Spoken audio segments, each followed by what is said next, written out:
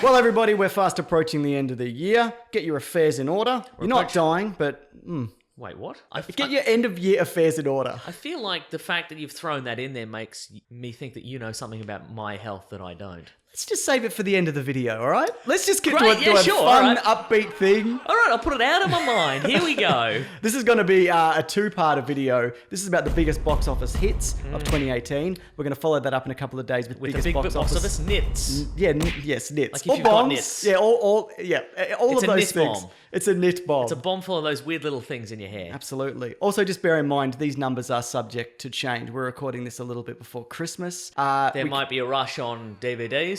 could One be a particular movie changes the whole game. I mean, we're not counting DVD numbers, but I appreciate your enthusiasm. A small cinema in a small town opens up and just starts playing some crap. Yeah, some And crap. it changes the game, you know? Yeah. Line up around the block. It's a wonderful life, you know what I mean? Yeah, I get you. So even movies like Aquaman, Mary Poppins, Spider-Verse could very well nudge their way into the top 10. They are not in this list as of yet. Yeah.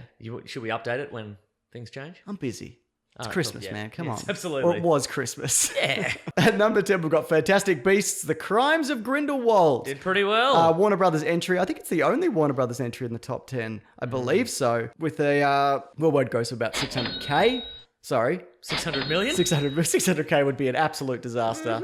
But this was one of the lower Harry Unless Potter it's films. in kilos of cocaine. Yes, and then Oh, boy. doing very well. Yes. Yeah. So this was one of the lower openings for the Harry Potter films. It might even have been the lowest. But obviously the goodwill of all the previous movies, including even the last Fantastic Beast before this, kind of nudged it into the top 10. That being said, I thought this movie was pretty shit. Well, see, I think I enjoyed this one, and I think maybe it's because I don't care about the mythology of Harry Potter. Yes. And I think perhaps what I'm getting the sense is that people who love Harry Potter and who enjoy the whole universe did not appreciate the changes. They didn't appreciate some of the details in this. Sure. I also think it's a badly structured film. Aside It is from that. you were saying it's structured like the novel. There is a big long, there's a big like a full chapter of exposition where everybody just stands around in a circle Yes. and things are explained. Yeah, exactly. It's about an hour and a half of people following each other around Paris, and then they all stand in a room and be like, well, this is my origin. And then someone else is like, well, now that you've finished your origin, it's time for my origin, which negates your origin. But then they all dovetail into my origin. Yeah, I don't know. I mean, look, this is still... Now there's a dragon!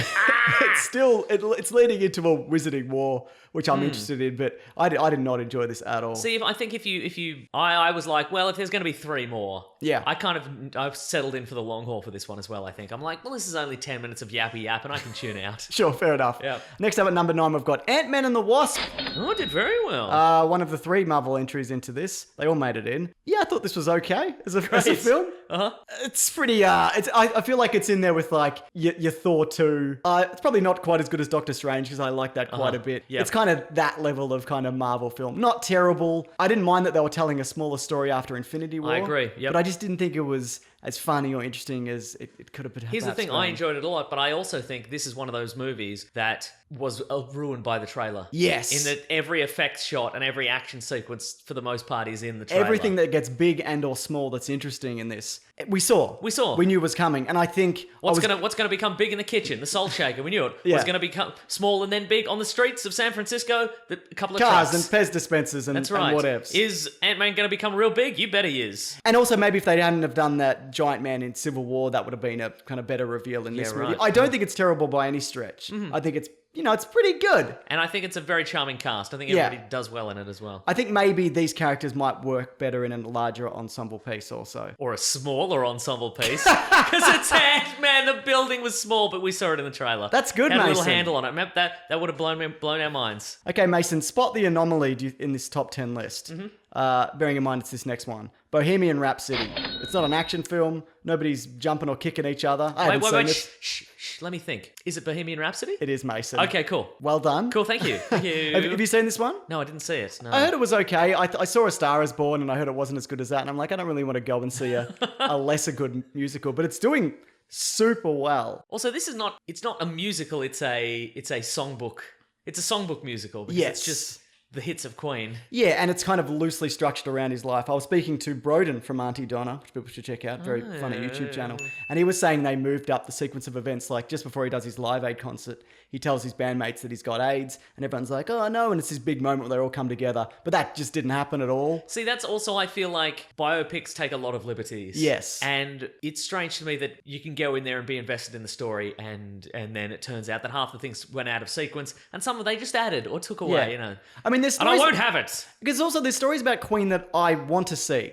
Like the story about how they got a dwarf with a bowl of cocaine at a party to walk around so people could just do cocaine off this dwarf. And that's absolutely insane. But because most of the members of Queen are still alive and had a hand in this movie, it feels like it's this sanitized version. And sure, you've got the music, and apparently the performances, in particular the lead, is great. I haven't seen it. Why am I talking about this movie? We've talked about it longer than any other movie or any other movie we will talk about. Yeah. So there. Anyway, that's enough on that. It did well. Well done, 20th Century Fox, I guess. And you know, it's a band that everybody loves, and why wouldn't it do well? Yeah. Definitely. Next up is Deadpool 2.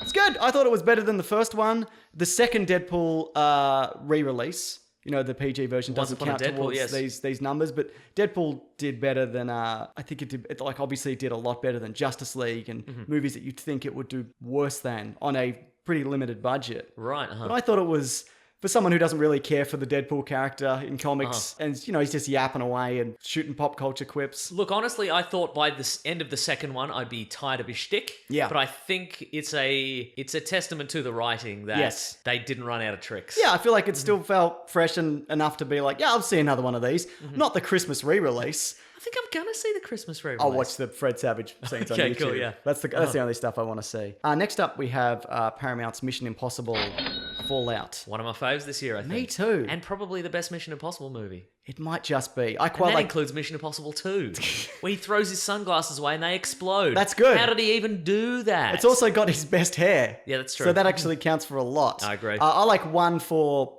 whatever number this one is. 6? I think those are my favorite ones. Great. But no, I thought this one was great.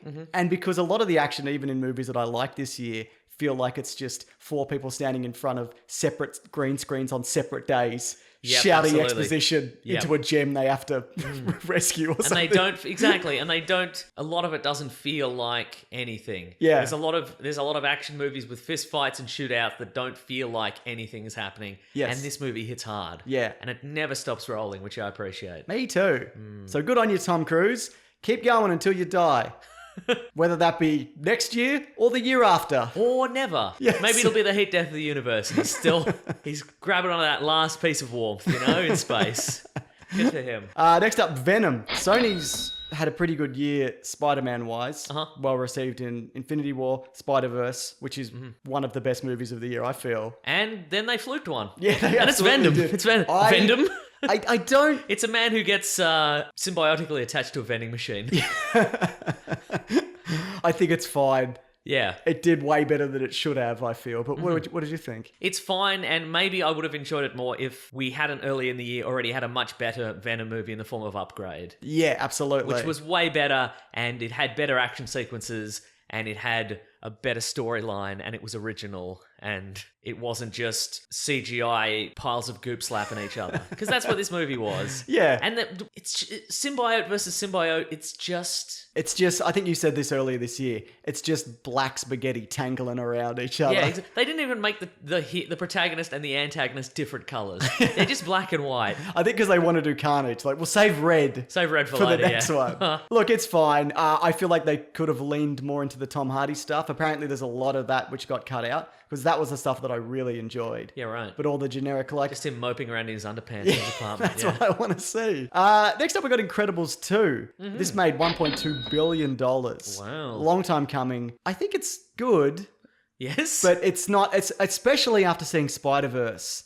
It's obviously not the game-changing film that the first one was. Yeah. It's kind of a bit more of the same. I like the stay-at-home dad stuff. Yeah, I think it is It's a refresh of the first one. Yeah. Given that it's better technology. It's better technology and better animation. All the textures are good. So good. But I like this one more, I think. Okay, fair enough. I think they're both on par. I don't think I was expecting them to change the game with the second one. Yeah, fair enough. So this is the only Pixar movie on here. Yes. Do they crush the box office every year? Generally. I'm sure there are exceptions, but yeah, they generally do. Okay, that's all right. Okay, so I was going to say, well, what makes this one so special? But if they all make nothing, if they all make $1.2 billion, I guess that's it. Their Pixar movies are a sure bet, I guess. Yeah. This is, in terms of a Pixar sequel, this is something I wanted to see, and I think knocks it out of the park further than like a Cars 2, for example. Yeah, right. I can't argue with that, which I haven't seen. Right. Have you seen it? No. But it knocks it out of the park. Absolutely it does, based on my limited knowledge of that. Then we've got Jurassic World 5 Fallen Kingdom. It made about 300 million less than the last. Jurassic Park 5, Jurassic World 2.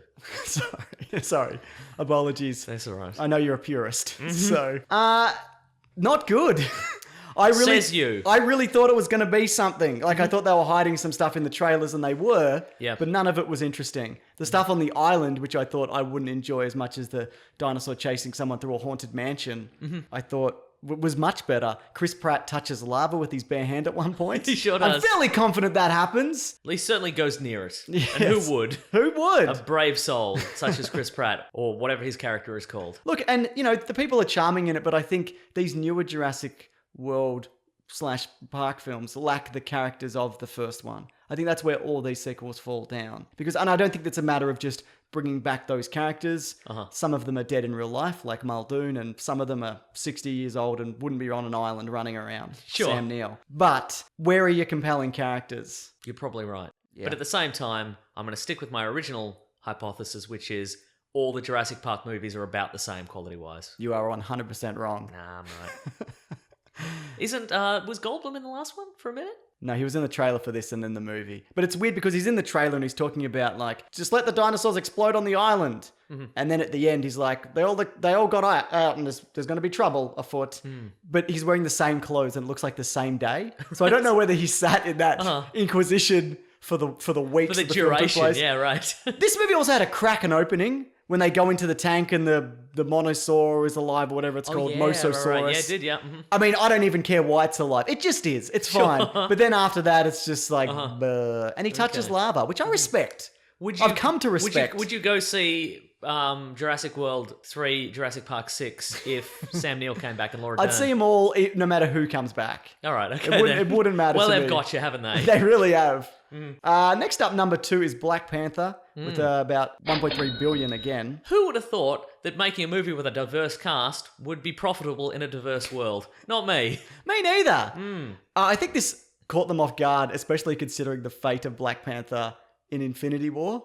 I think they would have kept him around if they had realized that it was going to be this successful a film. Yeah, right. Yeah, I thought it was a good film. I didn't love it, but it's so well cast. And it does some really interesting things with the technology and the society they built, and the villain is amazing. And Two villains that are amazing. Yeah, I wish they didn't kill Claw, but I'm sure they can time travel him out of a vortex or something. Oh, sure, why not? Yeah. What did happen to him? Oh, he got shot. No, he's not coming back. You can time travel him out of a vortex. All right, fine, okay. Where I think this fell down for me though is at the end. It's a man in a completely indestructible suit. Versus another man in a completely but even indestructible before that, suit. like, he's tackling rhinos. At one point, like 10 people get him on the ground and just hitting him with swords and machetes. But I guess, that the idea of that is that he is brought into the larger Marvel universe. Yeah. Whereupon that is not as much as an advantage as you'd think. Except when it was in Infinity War, when the same thing happened to him. He gets knocked down and then there's just 100 aliens just clawing at him. I guess that's probably true. Yeah. I think Look, with any luck, in Black Panther 2, somebody will just switch it off.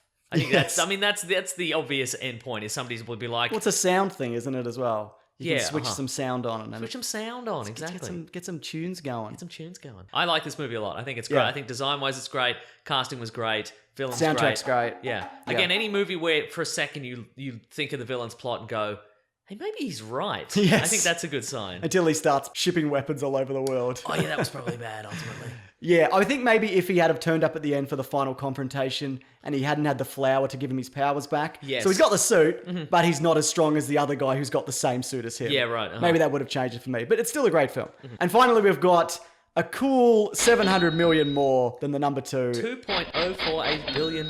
At this point, yeah. Avengers Infinity War. That's a crazy amount of money. And a pretty good. I thought it was a great film. That's great. I enjoyed it and a the lot. culmination of many films. Yeah. The very idea of doing... The nerve! The audacity. But the very idea that we would get 19 of these in a row, and the last one would be any good at all is astounding. And the fact that it's actually great, that it's put it all together, I think that's really good. I can't even think of another franchise that's lasted this long, like the Bond films, but they're very up and down, and they recast. They barely tie themselves together and reboot. And I guess you could say Star Wars, but there was a pretty big break between the trilogies. Yeah, I mean, I know there are examples of series that keep going, but nothing as huge as this. And Infinity War, I feel, is also far less divisive. Yeah. There's not a contingent of people who've been watching the Marvel movie since 2008 and were like, well, this isn't true to the spirit of Iron Man 1, is it? Yeah, I think that's one thing that this series does really well is... I mean, there are continuity errors. We've done videos on them, but they're so minor and the characters are so well fleshed out at this point. It's this ongoing cinematic TV series that you care about most of the characters. And you're interested when they bring in somebody new and you want to stick around for the post-credits, where for other movies, I'm like, is it worth me sitting here for 10 minutes? I've seen you leave. Yes. I'm looking up post-credit sequence and I'm like, and you're already gone. It's just a U-shaped puff of smoke in the seat. You're gone. Yeah, but I think I'm not surprised that this one was at number 1 at all. There's nothing here that kind of would have come close. The only real surprises in here for me are Venom. Yes. And I guess probably Bohemian Rhapsody. Yeah, but good on them. I agree. Absolutely bumper year for Disney. But that being said, we've got that video coming up about biggest box office bombs. And maybe it isn't, because they've had a lot of missteps this year. Well, they have had a lot of movies out. Yes. They do own most of entertainment at this point. That's right. So next year it might be all Disney. Yeah. On both lists. Great. All right. Anyway, we have a podcast called The Weekly Planet where we talk movies and comics and TV shows. We've actually got upcoming our Best of the Year episode. Ooh. It's not just a list like this, Mason. It's awards that we give out for, say, The Game Is On, which is the most ham-fisted attempt to create a cinematic universe and falling on your face. Bohemian Rhapsody's going to win that. Yeah, almost certainly. Adam Lambert, I don't think so. No, he's very good. He's a very good singer. So yeah, that comes out on Monday. Please feel free to check it out. And like I said, there's going to be a video on the box office bombs, which I'll link at the end of this when it's up. Great! Everybody have a good time. Grab that Jamie, guys. We'll see you. What's the best movie? You got to do a question. What's the best one? Okay, engagement. What's the best one? What's their engagement? I love it. What's the best one? What's the best one? Not just of this year, but of any year. Yeah, any year. What's the best one? It can even be a fruit. What's the best one? Goodbye, everyone. Grab that Jamie, guys. We'll see you next week. You mean in a few days? In a few days.